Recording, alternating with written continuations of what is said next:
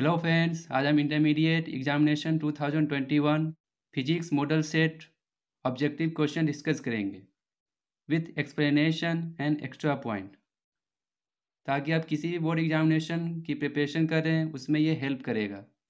हमने previous lecture में chemistry and mathematics के ऑब्जेक्टिव क्वेश्चन डिस्कस किए हैं, उसका डिस्क्रिप्शन में लिंक है, वहाँ जाके आप देख सकते हैं। तो चलिए पहला क्वेश्चन डिस्कस करते हैं। तो स्टूडेंट्स, यहाँ पे इंग्लिश में एंड हिंदी में दोनों में क्वेश्चन दिए हुए हैं, हम दोनों में डिस्कस करेंगे ताकि आप किसी भी बोर्ड एग्जामिनेशन की प्रिपरेशन कर रहे हैं उसमें ये हेल्प करे। तो पहला क्वेश्चन है, आवेशित समतल चालक के नज़दीक विद्युत क्षेत्र होता है, यानी इलेक्ट्रिक फील्ड पूछ रहा है नियर चार्ज प्लेन कंडक्टर। तो आप एप्लीकेशन ऑफ गॉस थ्योरम पढ़े होंगे, उसमें जो इलेक्ट्रिक फील्ड आता है नियर द चार्ज कंडक्टर वो आता है सिग्मा बाई 2 एप्सिलॉन नॉट। अब यहाँ पे सिग्मा क्या है? सरफेस चार्ज डेंसिटी, तो ये आपका आंसर होगा। सेकेंड नंबर है, विद्युत क्षेत्र इलेक्ट्रिक फील्ड और विद्युत विभव इलेक्ट्रिक पोटेंशियल के बीच निम्नलिखित में कौन संबंध सही है? यानी हमें यहाँ पे पूछ रहा है relation between the electric field and electric potential. तो आपका पहला ही ऑप्शन होगा, क्योंकि इलेक्ट्रिक फील्ड इक्वल टू क्या होता है? Minus V upon R. तो यहाँ पे क्या है? D V upon D R. तो ये ऑप्शन सही होगा। फिर नेक्स्ट क्वेश्चन है, 9 किलोमीटर त्रिज्या वाले गोलीय चालक की विद्युतीय धारिता होती है, यानी इलेक्ट्रिकल कैपेसिटी पूछ रहा है स्फेरिकल कंडक्टर का, जिसका रेडियस दिया हुआ है 9 किलोमीटर। तो हम जानते हैं स्फेरिकल कैपेसिटर का फॉर्मूला होता है C equal to 4 pi epsilon nought into R. तो यहाँ पे रेडियस दिया हुआ है किलोमीटर में, इसको मीटर में चेंज कर लेंगे। अब 1/4 पाई एप्सिलॉन नॉट का वैल्यू जानते होंगे, 1/4 पाई एप्सिलॉन नॉट का वैल्यू 9 इंटू 10⁻9 होता है। अब हमें इसका वैल्यू निकालना है, तो इसको क्रॉस कर देंगे। 4 पाई एप्सिलॉन नॉट का वैल्यू क्या आ जाएगा? 1/9 इंटू 10⁻9। अब ये आ गया 4 पाई एप्सिलॉन नॉट का वैल्यू। ये आर क्या है? रेडियस। इसको मीटर में लेंगे तो क्या करेंगे? 9 इंटू किलोमीटर को मीटर में चेंज करेंगे 10⁻3। अब इसको क्या करेंगे? कैंसिल करेंगे। 9 से 9 कैंसिल हो जाएगा, 10⁻3 से 10⁻3 कैंसिल होगा, तो नीचे क्या बचेगा? 10⁻6। ये ऊपर जाकर क्या हो जाएगा? 10⁻−6। हम क्या निकाल रहे हैं? कैपेसिटर निकाल रहे हैं। तो किस में आएगा? ये फैराड में आएगा, क्योंकि यहाँ पे आंसर क्या है? 10⁻−6 फैराड। तो 10⁻−6 को हम क्या लिख सकते हैं? माइक्रो लिखते हैं, तो माइक्रो फैराड हो जाएगा। तो यहाँ पे ऑप्शन ए होगा। 4 नंबर है, समांतर पट्टिका संधारित्र का धारिता होता है। तो यहाँ पे पूछ रहा है capacitance of parallel plate capacitor. तो हम जानते हैं जब दो प्लेट पैरेलल में हो तो उसका कैपेसिटेंस कितना होगा? C equal to epsilon nought into epsilon R A upon D. तो ये कौन सा होगा? ऑप्शन ए होगा। यहाँ पे आप ध्यान रखेंगे, अगर दो प्लेट के बीच अगर मीडियम एयर हो तो एप्सिलॉन आर का वैल्यू 1 हो जाएगा। तो इस केस में जो कैपेसिटी हो जाएगा epsilon not a by T. अब ये ए क्या है? एरिया ऑफ प्लेट है। डी क्या है? डिस्टेंस बिटवीन टू प्लेट के बीच का डिस्टेंस है। 5 नंबर है, गैल्वेनोमीटर का प्रतिरोध G और वोल्टमीटर का प्रतिरोध V के बीच निम्नलिखित में कौन संबंध सही है? तो यहाँ पे पूछ रहा है resistance of galvanometer G and resistance of voltmeter V, इसमें क्या रिलेशन है? तो हम जानते हैं गैल्वेनोमीटर को वोल्टमीटर में चेंज करने के लिए हमें एक हाई रेसिस्टेंस को जोड़ना होता है। जैसे ये गैल्वेनोमीटर हो गया, इसमें क्या करेंगे, हाई रेसिस्टेंस को सीरीज में ऐड कर देंगे, तो ये किस में कन्वर्ट हो जाएगा, आपका वोल्ट मीटर में कन्वर्ट हो जाएगा। इधर वायर का, इधर बी पॉइंट ले लेते हैं, इधर ए पॉइंट ले लेते हैं, तो ऑप्शन कौन सा होगा, ए हो जाएगा। यहाँ पे देख रहे हैं वोल्ट मीटर का जो रेसिस्टेंस होगा वो क्या होगा, गैल्वेनोमीटर से ज़्यादा होगा, तो ऑप्शन ए होगा। एक तार का विशिष्ट प्रतिरोध निर्भर करता है इसके, तो यहाँ पे पूछा है स्पेसिफिक रेसिस्टेंस वायर का डिपेंड करता है, तो हम जानते हैं स्पेसिफिक रेसिस्टेंस को हम रेसिस्टिविटी भी कहते हैं, तो इसका रिलेशन होता है रेसिस्टेंस इक्वल टू रेसिस्टिविटी, यानी specific resistance into length of wire by area of cross section of wire. तो यहाँ पे ये जो रेसिस्टिविटी है यानी स्पेसिफिक रेसिस्टेंस, ये नेचर ऑफ मटेरियल पे डिपेंड करता है, यानी पदार्थ की प्रकृति पर करता है, डी ऑप्शन होगा। 8 नंबर है किरचॉफ्स के बिंदु नियम में निम्नलिखित में कौन भौतिक राशि संरक्षित रहती है, यानी किरचॉफ पॉइंट रूल में कौन सा क्वांटिटी कंजर्व रहता है, तो हम जानते हैं किरचॉफ्स फर्स्ट रूल से चार्ज कंजर्व रहता है, आवेश। अब कैसे, क्योंकि किरचॉफ्स लॉ क्या कहता है, the sum of incoming current meeting at a point is equal to the sum of outgoing current from a point. तो जितने आने वाले करंट होंगी इस पॉइंट पे मिलेगा, यहाँ से फिर जितने जाने वाले करंट होंगी सबका सम क्या होगा, ज़ीरो के इक्वल आएगा। इसको हम किरचॉफ्स फर्स्ट रूल भी कहते हैं, जंक्शन रूल भी कहते हैं, किरचॉफ्स पॉइंट रूल भी कहते हैं। तो 9 नंबर है धारावाही चालक के अंदर इलेक्ट्रॉन की गति होती है, यानी इलेक्ट्रॉन का मोशन पूछ रहा है इनसाइड ए कंडक्टर, तो कंडक्टर के अंदर जो इलेक्ट्रॉन का मोशन होता है ओरिजिनली आपका ड्रिफ्टिंग होता है। अब ड्रिफ्टिंग का मानी क्या होगा, यूनिफॉर्म एवरेज मोशन होता है, यूनिफॉर्म एवरेज मोशन होगा। 10 नंबर है विद्युत परिपथ की शक्ति होती है, यानी पावर पूछ रहा है इलेक्ट्रिक सर्किट का, तो हम जानते हैं पावर इक्वल टू क्या होता है, V² बाई R। अब इसी को अगर I के टर्म में लिखे तो V इक्वल टू क्या होता है IR, तो उसका I का स्क्वायर हो जाएगा, R का स्क्वायर हो जाएगा बाई R, R से R कैंसिल हो जाएगा, तो I² R भी होगा। अब यहाँ से फिर हम लिख लेंगे IR को भी लिख लेंगे, एक I बच जाएगा तो VI भी होगा। तो पावर का ये फार्मूला, ये भी होता है, ये भी होगा, ये भी होगा, ये भी होगा, तो आप इसमें देख लीजिए V² बाई R, ये ऑप्शन सी सही होगा। 11 नंबर है चुंबकीय क्षेत्र में गतिशील आवेश पर बल के लिए निम्नलिखित में कौन सही है, यानी पूछ रहा है यहाँ पे force on charge particle in a magnetic field, तो जो मूविंग चार्ज पर फोर्स लगता है इलेक्ट्रिक फील्ड के द्वारा उसे हम लॉरेंज फोर्स भी कहते हैं। तो इसका जो एक्सप्रेशन आएगा F equal to QVB, B option सही होगा। बहुत सारे स्टूडेंट इसमें कंफ्यूज रहते हैं QBB और QVB, तो ये ऑप्शन सही होगा। 12 नंबर है चुंबकीय फ्लक्स का मात्रक होता है, तो यहाँ पे पूछा है मैग्नेटिक फ्लक्स का यूनिट, तो हम जानते हैं चुंबकीय फ्लक्स का यूनिट वेबर होता है, इसका ऑप्शन नेक्स्ट पेज में है। तो मैग्नेटिक फ्लक्स का यूनिट क्या होगा, वेबर होगा।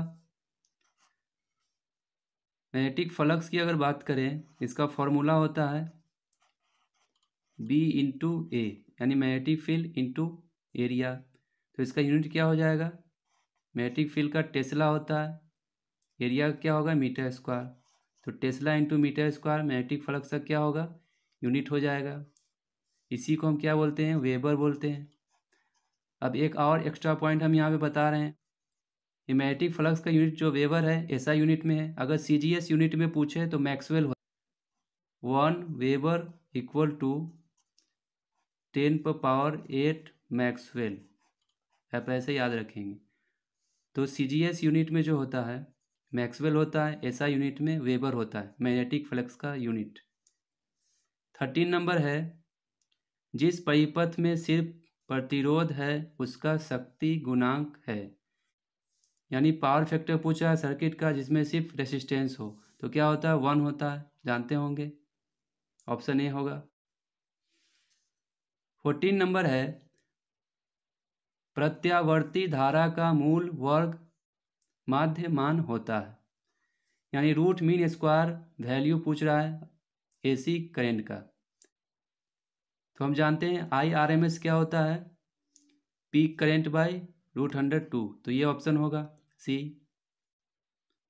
15 नंबर है, एक चुंबक के चुंबकीय लंबाई LM और ज्यामितीय लंबाई LG के बीच निम्नलिखित में कौन सही संबंध है।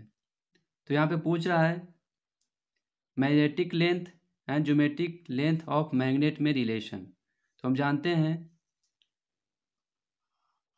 जो ज्योमेट्रिक लेंथ मैग्नेट का होता है वो 6/5 times magnetic length of magnet होता है। तो यहाँ पे पहला ही ऑप्शन है आपका, ये हो जाएगा। फिर नेक्स्ट क्वेश्चन है, यदि BH पृथ्वी के चुंबकीय क्षेत्र का क्षैतिज घटक और डेल्टा नमन कोण हो तो पृथ्वी के चुंबकीय क्षेत्र के लिए निम्नलिखित में कौन सही है। तो यहाँ पे कह रहा है हॉरिजॉन्टल कंपोनेंट जो है अर्थ मैग्नेटिक फील्ड का BH दिया हुआ है, एंगल ऑफ डिप डेल्टा दिया हुआ है। तो यहाँ पे पूछ रहा है अर्थ मैग्नेटिक फील्ड इसमें से कौन सा सही है। तो हम जानते हैं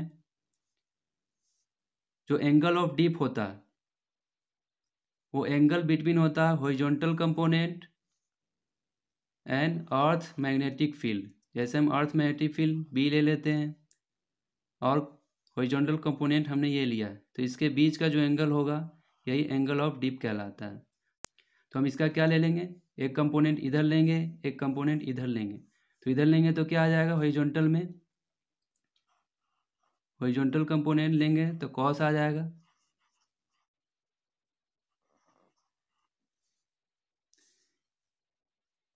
अगर हम वर्टिकल में ले तो क्या आ जाएगा, BB से इसको डिनोट करते हैं, BB साइन डेल्टा आ जाएगा। तो हमें यहाँ पे क्या पूछा है, तो यहाँ पे क्या दिया हुआ था, हॉरिजॉन्टल कंपोनेंट दिया हुआ था BH, उसमें क्या कर देंगे मल्टीप्लाई कॉस डेल्टा का, तो आपका ऑप्शन B हो जाएगा। 17 नंबर है, चुंबकन तीव्रता की इकाई है, यानी यूनिट पूछ रहा है इंटेंसिटी ऑफ मैग्नेटाइजेशन। तो हम जानते हैं यूनिट ऑफ मैग्नेटाइजेशन क्या होता है, एम्पियर पर मीटर। तो इंटेंसिटी ऑफ मैग्नेटाइजेशन से हम जानते हैं I equal to magnetic moment by volume. Magnetic moment को क्या लिखते हैं, I into area by volume. अब I का क्या होता है यूनिट, एम्पियर होता है, AMP हम लिख रहे हैं। एरिया से वॉल्यूम कटेगा तो नीचे क्या आएगा, मीटर आ जाएगा, तो एम्पियर पर मीटर, तो ये होगा यूनिट। कहीं कहीं पे क्या पूछ देता है मैग्नेटिक इंटेंसिटी, इसमें स्टूडेंट कंफ्यूज हो जाते हैं। तो मैग्नेटिक इंटेंसिटी अगर पूछे तो उसका भी यूनिट क्या होता है, एम्पियर पर मीटर। इसको हम H से डिनोट करते हैं, ये ध्यान रखना है। मैग्नेटिक इंटेंसिटी को ही हम मैग्नेटिक फील्ड इंटेंसिटी भी कहते हैं, तो ये आप ध्यान रखेंगे। 18 नंबर है, चुंबकीय याम्योत्तर है, यानी मैग्नेटिक मेरिडियन एक है। इसका ऑप्शन नेक्स्ट पेज में दिया हुआ है। तो यहाँ पे पूछा है magnetic meridian is a line, क्योंकि मैग्नेटिक मेरिडियन एक इमेजिनरी लाइन होता है जो क्या करता है magnetic north and south pole को ज्वाइन करता है, तो ये लाइन होगा। 19 नंबर है, सामान्य समायोजन में सरल सूक्ष्मदर्शी का आवर्धन क्षमता होता है।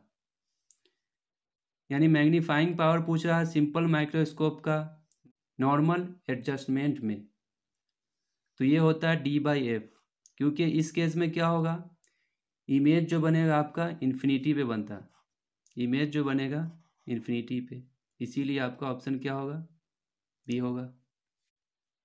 20 नंबर है, सामान्य आँख लेंस का फोकस दूरी लगभग होता है, तो फोकल लेंथ पूछ रहा है, नॉर्मल आई लेंस का क्या होता है, तो 2 सेंटीमीटर होता है।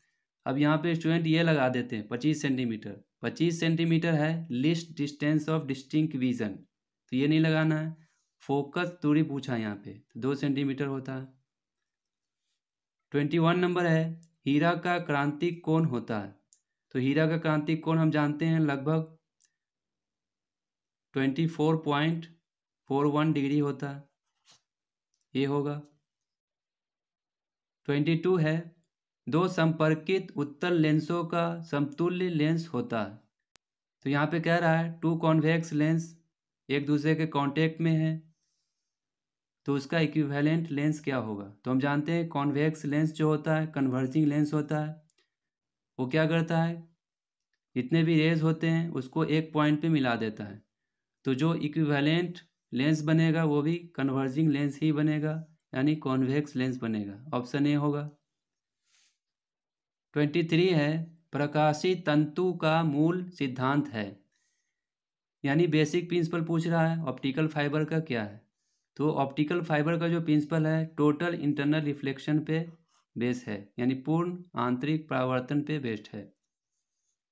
24 नंबर है, सामान्य आँख के लिए स्पष्ट दृष्टि के लिए न्यूनतम दूरी होती है, यानी कह रहा है least distance of distinct vision normal eye का क्या होता है, तो ये 25 सेंटीमीटर होता है, यानी अगर आपको क्लियर देखना है तो ऑब्जेक्ट को कम से कम 25 सेंटीमीटर की दूरी पर रखना होगा, तो आप स्पष्ट देख सकते हैं, डी ऑप्शन होगा। नेक्स्ट क्वेश्चन है, इंद्रधनुष के निर्माण के लिए निम्नलिखित में प्रकाश की कौन सी घटना सही है, तो यहाँ पे कह रहा है रेनबो फॉर्मेशन के लिए लाइट का कौन सा फेनोमेना इसमें से सही है, तो हम जानते हैं जो रेनबो बनता है वर्ण विक्षेपण से बनता है, यानी टोटल इंटरनल रिफ्लेक्शन भी होता है और रिफ्रैक्शन भी होता है। जैसे रेनबो जो है दो तरह से फॉर्म होता है, पहला तो ये होगा, जैसे ही इस पे लाइट आएगी सन डे आएगा तो क्या होगा, यहाँ टकराएगा, तो यहाँ से इंटरनल रिफ्लेक्शन हो गया, फिर यहाँ से क्या होगा, रिफ्रैक्शन हो जाएगा इसका, तो यहाँ रिफ्रैक्शन हुआ एक बार, फिर यहाँ पे इंटरनल रिफ्लेक्शन हुआ, फिर यहाँ पे क्या हो गया, रिफ्रैक्शन, यानी दो रिफ्रैक्शन हो रहा है एक रिफ्लेक्शन हो रहा है, तो इसको कहते हैं प्राइमरी रेनबो। और सेकेंडरी रेनबो में क्या होता है, जैसे ही रे ऑफ लाइट आएगा तो पहले रिफ्रैक्शन होगा यहाँ पे, फिर यहाँ पे इंटरनल रिफ्लेक्शन होगा, फिर रिफ्लेक्शन होगा, फिर यहाँ पे रिफ्रैक्शन होके निकल जाएगा, तो यहाँ पे रिफ्रैक्शन हो रहा है, यहाँ पे रिफ्रैक्शन हो रहा है, यहाँ पे इंटरनल रिफ्लेक्शन हो रहा है, तो दो इंटरनल रिफ्लेक्शन होगा दो रिफ्रैक्शन होगा, इसे हम सेकेंडरी रेनबो बोलते हैं, ये कॉन्सेप्ट याद रखिएगा। इसका आंसर क्या हो जाएगा, रेनबो जो फॉर्म होता है डिस्पर्सन के कारण। 26 है, किस रंग के प्रकाश के लिए कांच का अपवर्तनांक अधिक होता है, यहाँ पे कह रहा है refractive index of glass is more for which colour, तो हम जानते हैं वायलेट कलर के लिए होता है, बैगनी कलर के लिए, क्योंकि जो रिफ्रैक्टिव इंडेक्स होता है वो इन्वर्सली प्रोपोर्शनल होता है वेवलेंथ ऑफ लाइट, तो हम जानते हैं वायलेट कलर का जो वेवलेंथ है तरंग दैर्घ्य कम है, तो इसका क्या होगा, रिफ्रैक्टिव इंडेक्स मोर होगा, ज़्यादा होगा, तो बी ऑप्शन होगा। 27 है, विनाशकारी व्यतिकरण के लिए पथांतर होता है, यानी यहाँ पे पूछ रहा है पाथ डिफरेंस डिस्ट्रक्टिव इंटरफेरेंस का। तो डिस्ट्रक्टिव इंटरफेरेंस का जो पाथ डिफरेंस होता है वो ऑड मल्टीपुल होता है λ/2 का। अगर कंस्ट्रक्टिव पूछता तो इवन मल्टीपुल ऑफ λ/2 होता। यहाँ पे पूछा डिस्ट्रक्टिव, तो आंसर ये होगा। 28 है, प्रकाश की अनुप्रस्थ तरंग प्रकृति को निम्नलिखित में कौन घटना पुष्टि करता है। यानी कह रहा है इसमें से कौन सा लाइट ट्रांसवर्स नेचर कंफर्म करता है। तो हम जानते हैं पोलराइजेशन जो होता है transverse nature of light confirm करता है, तो ध्रुवीकरण होगा इसका आंसर। 29 नंबर है, अवरोध के किनारों से प्रकाश का मुड़ना कहलाता है। यानी bending of light from corner of obstacle, यानी किसी ऑब्स्टिकल से लाइट का मुड़ना क्या कहलाता है, डिफ्रैक्शन कहलाता है, विवर्तन कहलाता है। 30 नंबर है, चांदी का कार्य फलन होता है, यानी वर्क फंक्शन पूछ रहा है सिल्वर का, तो हम जानते हैं लगभग 4.7 इलेक्ट्रॉन वोल्ट होता है।